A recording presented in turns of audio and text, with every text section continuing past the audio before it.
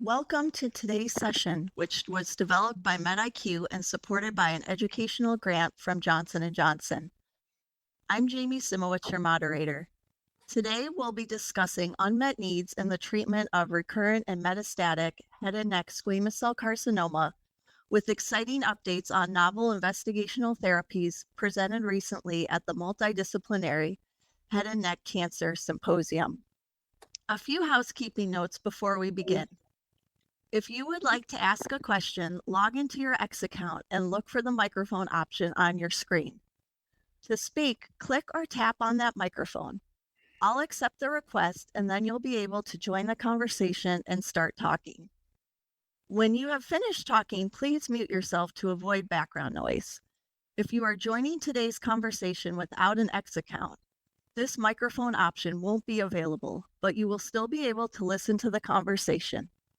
Also note that this session is being recorded and will be posted on MedIQ's Facebook page. And now I would like to introduce our presenters. Dr. Robert Haddad, Chief of the Division of Head and Neck Oncology at Dana-Farber Cancer Institute and Professor at Harvard Medical School, and Dr. Nabil Saba, Professor and Vice Chair in Hematology and Medical Oncology and Chair in Head and Neck Cancer Research at the Winship Cancer Institute at Emory University. Dr. Haddad and Dr. Saba, let's begin. I will now turn the session over to you. Yeah, thank you, Jamie. It's a great pleasure to be chatting with my friend and my colleague, Dr. Saba from Emory, about the recent update in head and neck cancer treatment that we have seen 2 weeks ago in the multidisciplinary head and neck meeting in Palm Desert, California.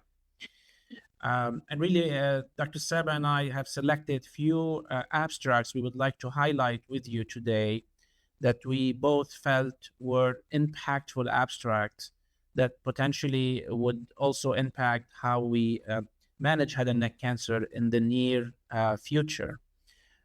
We have elected to really focus on the recurrent metastatic head and neck cancer setting. As many of you know, recurrent head and neck cancer remains an area of unmet need. We have checkpoint inhibitors, pembrolizumab and nivolumab, approved for recurrent head and neck cancer many years ago, but the really field has lacked new drugs since then. And for patients with recurrent and or metastatic head and neck cancer, the treatment options are quite limited, and we continue to look for new options for our patients. And really the focus of many of the abstracts we are going to talk to you today, I would really put them into the main excitement we are seeing currently in that recurrent space has to do with EGFR inhibition and also MET inhibition. And the abstracts we have selected are going to focus on these pathways for patients with recurrent and metastatic disease. So thank you again for joining us. And as I mentioned, we have selected 6 abstracts to discuss with you. And I will start with the first abstract from today. And the first abstract is abstract that was presented by Dr. Rani Mehra from University of Maryland. This is the amivantamab plus pembrolizumab in previously untreated recurrent metastatic squamous cell carcinoma. This was the results of this Origami-4 study that is a multi-cohort study. And as you remember, if you had gone to ESMO last year, we saw the important presentation by Kevin Harrington from the Origami-4 looking at amivantamab monotherapy and showing an overall response rate of 45% in HPV unrelated recurrent head and neck squamous cell carcinoma. So we know that this agent has now shown single agent activity in recurrent disease in HPV negative head and neck cancer. And the FDA has granted breakthrough therapy designation for this setting. So what Dr. Mehra presented is really the combination with pembrolizumab in the first line HPV unrelated recurrent metastatic head and neck cancer. using the subcutaneous formulation of amivantamab every 3 weeks. So again, first-line recurrent metastatic setting. So think of it as a patient population that is similar to the KEYNOTE-48 patient population. So this is amivantamab plus pembrolizumab, first-line recurrent disease, both agents given every 3 weeks. Amivantamab, again, a subcutaneous injection at 2,400 milligram, or another dose of 3,360 if more than 80 kilograms. This is CPS 1 or more patient population. 39 patients were enrolled on this trial. Primarily were oral cavity patient population. That's the predominant site. These are patients, there were 19 patients who have received prior platinum-based therapy for locally advanced disease.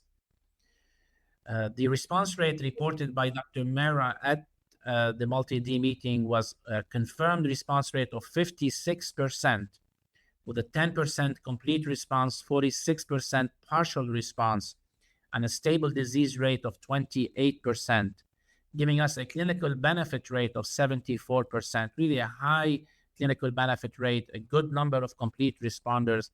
Time to first response was around 10 weeks, and the overall response rate in the high CPS group of 20 or more was 65%, and it was 47% in the CPS 1 to 19.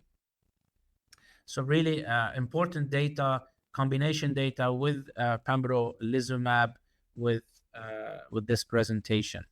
The progression-free survival median was 7.7 months, and the median overall survival was not reached. So again, the side effects seen are typical of what you would expect with amivantamab. There was grade 3 skin rash in 13% of the patient, and the other typical side effects of nail changes, dermatitis, stomatitis, all in the 5% rate for grade 3 or more. So my take from this presentation from Dr. Mehra, that this was an active combination. The combination of amivantamab plus pembrolizumab has an overall response rate of 56%. This is a fairly high response rate in this setting, with a good progression-free survival rate of 7.7 months and an OS that's not reached yet.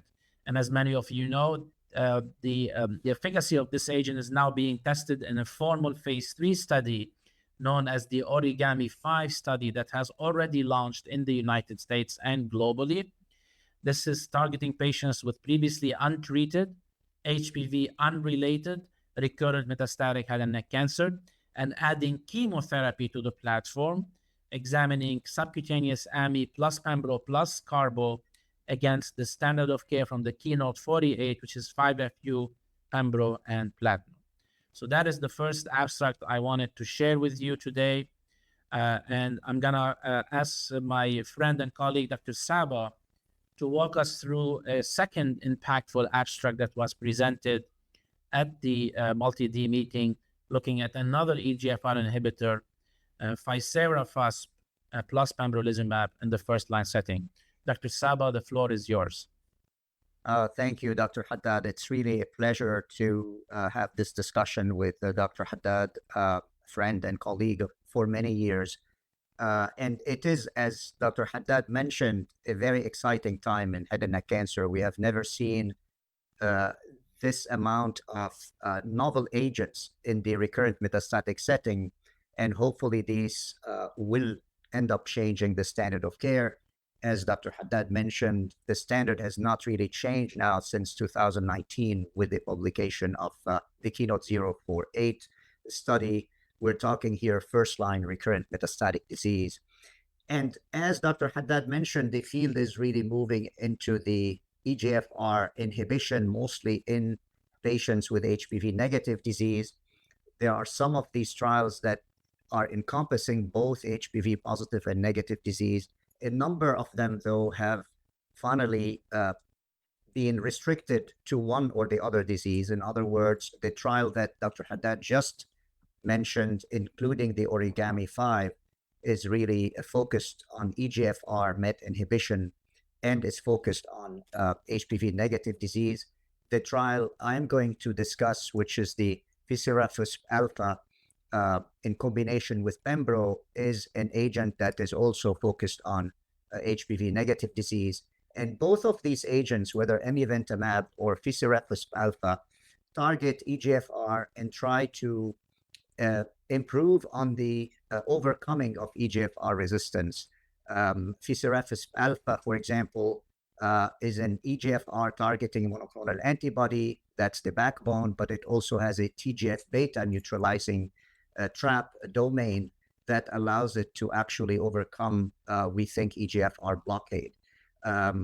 As you know, EGFR blockade results in inhibition of tumor proliferation. It results in suppression of downstream MAP kinase, PI3 kinase signaling.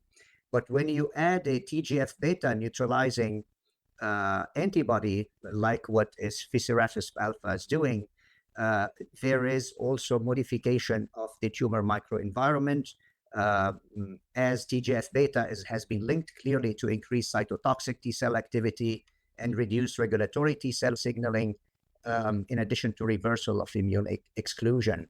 And so in this disease, namely metastatic HPV negative squamous cell carcinoma, this agent has had a good track record when we looked at single agent phase 2 data in combination with pembrolizumab, with responses that were really reaching generous levels of exceeding 60%, which has not really been seen in this disease with recent agents, including immunotherapy agents.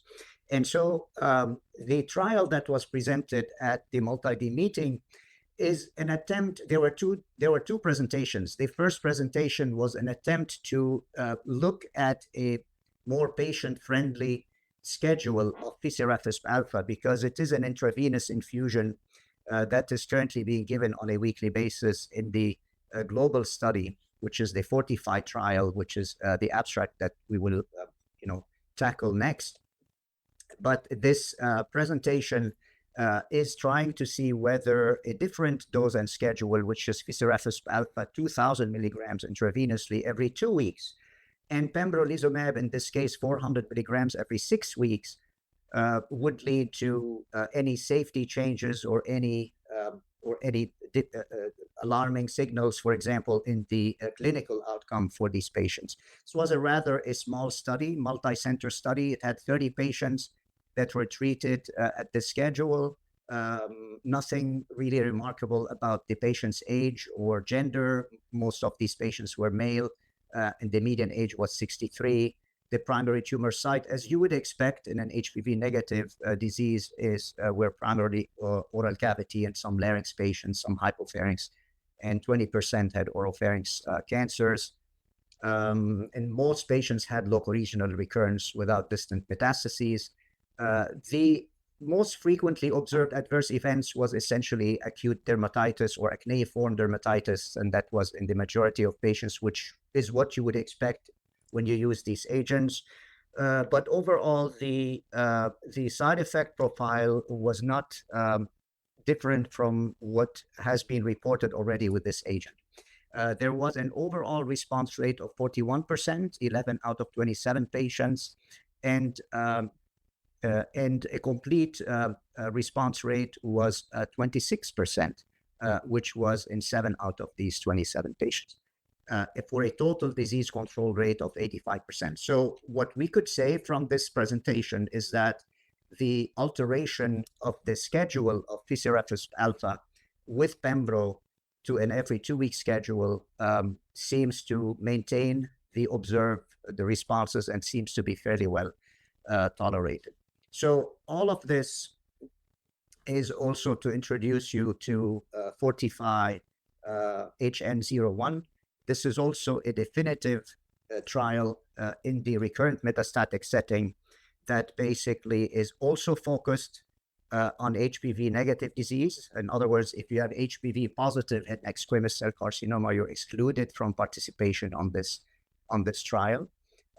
Again, these patients we know have tumor overexpressing EGFR in most of them. And given the mechanism of action of fisirafusp alfa, it made sense to, and the clinical data, it made sense to really proceed with a definitive trial. And so this is a trial in progress, and the presentation here at the multidisciplinary meeting was just updating the fact that this trial is currently enrolling. The inclusion will have to mandate PD-L1 positive tumor, as was the case in Keynote 048, as the control arm in this study is really single agent pembro. The trial was a 1:1:1 randomization with two different doses of fisirafis alpha, 1500 or 750, versus placebo and pembrolizumab. The three arms had pembrolizumab in them, and the three arms had pembrolizumab at 200 milligrams every 3 weeks. And there was stratification based on PD-L1 expression, namely CPS 1 to 19 versus more than 20, in addition to distribution of disease, whether it is local, regional, or distant metastases, or both. The trial is expected to transition to a phase 3 with a 2:1 randomization to fisirafis or placebo, depending on the results between the two doses of the fisirafis 1500 or 750. The primary endpoint is objective response rate and overall survival. This is a dual primary endpoint. So this is one of the several trials now in the recurrent metastatic setting, again, focused on HPV positive disease. So all we discussed right now, Dr. Haddad and I, essentially focus on the first line recurrent metastatic disease. However, we are seeing also a flurry or an increase in number of trials now in the second line setting, which is a setting that also is very hungry for novel agents. And I think Dr. Haddad will discuss the next trial, which is the fierce head and neck study. So Dr. Haddad, I give you back the microphone. Yeah, thank you, Nabil. So really exciting data from these EGFR inhibitors in the first line recurrent setting. And let's move a little bit into that second line and talk about another phase 3 that was presented as a trial in progress. That is an ongoing phase 3 trial, and it's called the fierce head and neck trial. It's a multi-center randomized double-blind placebo-controlled phase 3 study of ficlatuzumab in combination with cetuximab in patients with recurrent disease. So in way of really reminding everybody about this agent, ficlatuzumab is a humanized anti-HGF IgG1 antibody that binds HGF and impacts c-Met signaling. c-Met is really an important pathway also of resistance in head and neck cancer.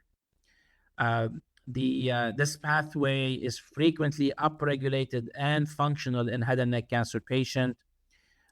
We know that cetuximab is already an FDA-approved agent in recurrent metastatic head and neck setting.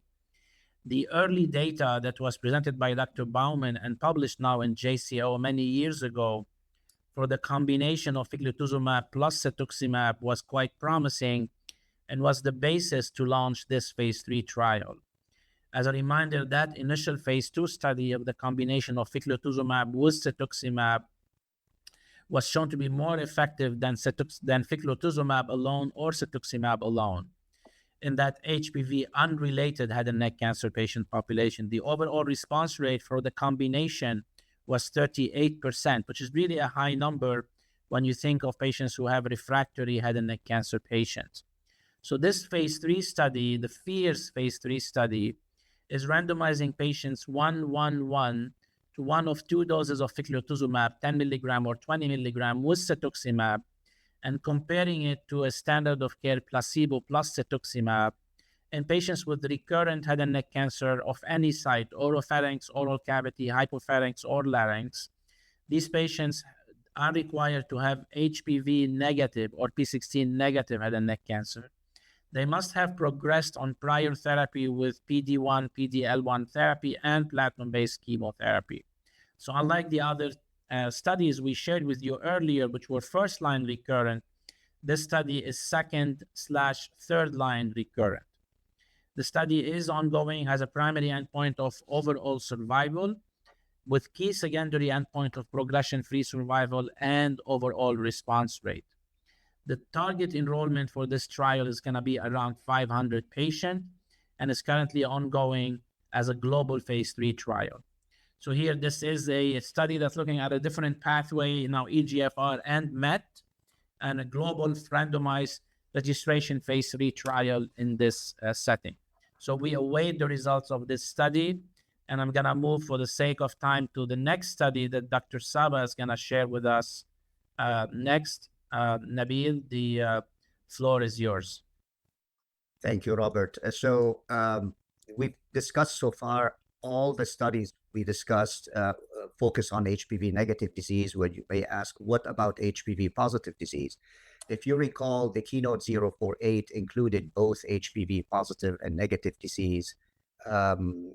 And what we know, however, that HPV positive disease, specifically HPV 16, is responsible for the vast majority of virus-driven head and neck squamous cell carcinoma. And there is an increasing number of these patients, especially in our part of the world. And so the Head Merit study is one of the few phase 2-3 trials of an HPV-specific treatment in combination with pembro in the first-line recurrent metastatic setting.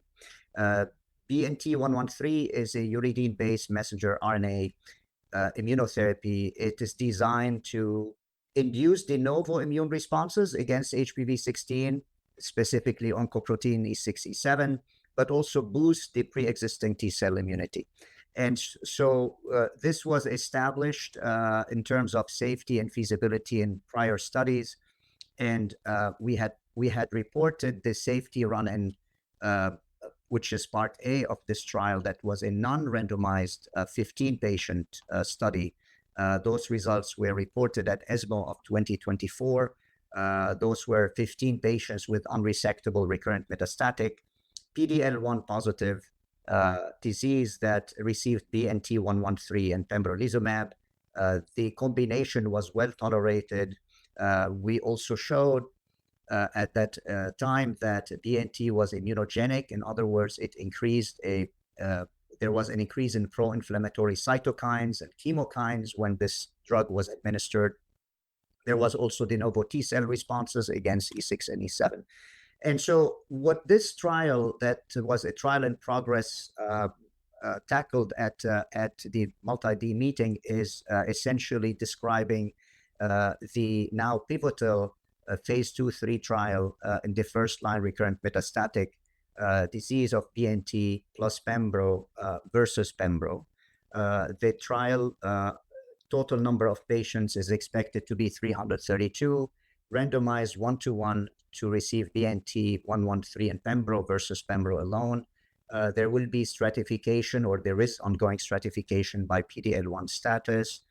I remind people that this is a chemo-free intervention, which is very important for an HPV-positive patient population, especially patients who are very functional and seek to have treatments that may be well tolerated without long-term side effects. The inclusion criteria, as mentioned, includes adults with histologically confirmed recurrent metastatic disease. They should be having PD-L1 positive disease, and there is a number of biomarkers that are ongoing. The anticipated completion of accrual is in 2027, as the trial has accrued now more than 50% of its target accrual. And so we look forward to results from this trial. There are also other trials that are ongoing in this space. The PDS trial is also a study that is focusing on HPV positive disease and is in the process of an amendment, but it will start enrolling also in the near future in the United States and also across the globe.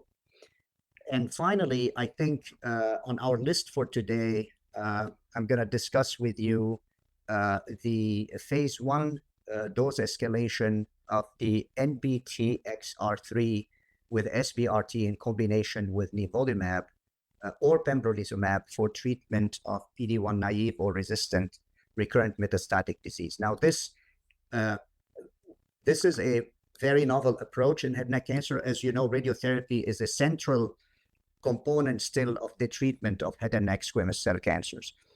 However, many of these tumors demonstrate intrinsic or acquired radioresistance, and this essentially limits the efficacy of radiation therapy.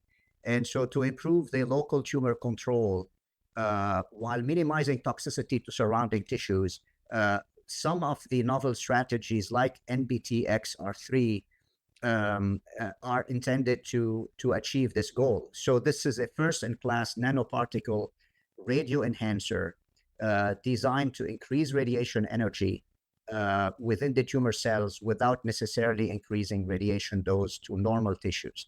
And so this is currently, I remind people, is in ongoing phase 3 trials.